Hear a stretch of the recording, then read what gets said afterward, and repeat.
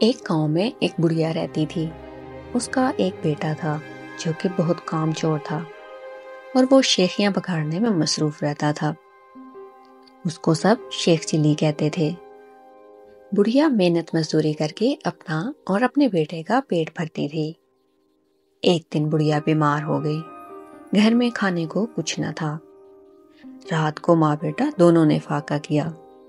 اگلے دن ماں نے کہا، اب تم کچھ کام کرو اور کچھ نہ سہی تو جنگل سے لکڑیاں ہی لا کر بیچ دو تاکہ ہمارا گزر بسر ہو سکے۔ شیخ چلی نے جنگل کی راہ لی۔ جو درخت اس کے راستے میں آتا وہ اس سے پوچھتا، میں تجھے کاٹ لوں یا نہیں؟ کسی درخت نے بھی اس کی بات کا جواب نہ دیا۔ شام ہونے کو تھی۔ شیخ چلی گھر واپس آنے کا ارادہ کر ہی رہا تھا کہ ایک درخت نظر آیا۔ اس نے جا کر پوچھا، میں تجھے کاٹ لوں؟ درخت بولا، ہاں کاٹ لے، مگر ایک نصیحت کرتا ہوں۔ میری لکڑی سے پلنگ بنانا اور بادشاہ کے دربار میں لے جانا۔ اگر بادشاہ اس کی قیمت پوچھے تو کہنا پہلے 1-2 راتیں اس پر سوئے، پھر اگر مناسب سمجھے تو خریدے۔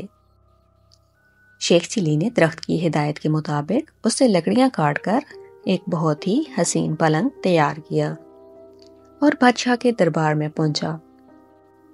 بادشاہ نے پلنگ کی قیمت پوچھی تو شیخ چلی نے کہا، پہلے آپ اس پر 1-2 رات آرام فرمائیں۔ اگر اس میں کوئی خوبی نظر آئے تو انعام کے طور پر جو دل چاہے دے دیں۔ بادشاہ بہت حیران ہوا اور شیخ چلی کے کہنے پر نوکروں کو حکم دیا کہ آج یہی پلنگ میرے کمرے میں بچھایا جائے۔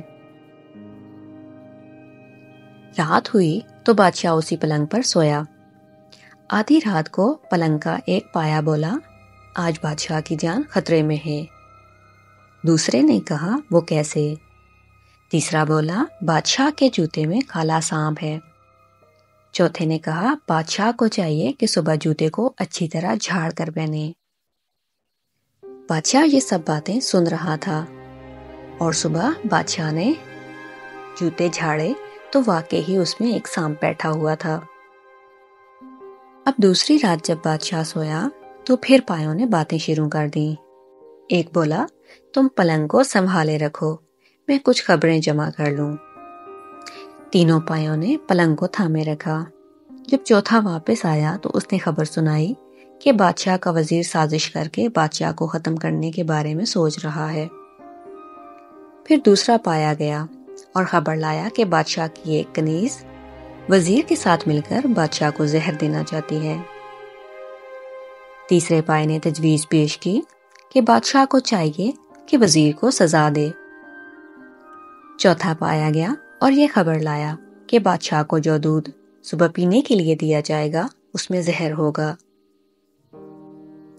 بادشاہ یہ ساری باتیں سن رہا تھا۔ صبح جب وہ اٹھا تو اسے دودھ پینے کے لیے دیا گیا۔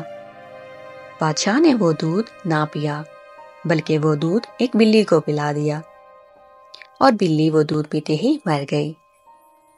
کنیز سے بادشاہ نے تحقیقات کی تو معلوم ہوا کہ زہر اس کے وزیر نے ایک کنیز کے ذریعے دودھ میں ملوایا تھا۔ بادشاہ نے وزیر کو وزارت سے برخاست کر کے جیل بھجوا دیا اور اپنی کنیز کو محل سے نکال دیا۔ بادشاہ شیخ چلی کو بہت انعام دیتا ہے۔ دربار میں شیخ چلی کی بہت عزت ہونے لگتی ہے۔ شیخ چلی مالدار ہو گیا اور اب اپنی ماں کے ساتھ بڑے آرام کی زندگی بسر کرنے لگا۔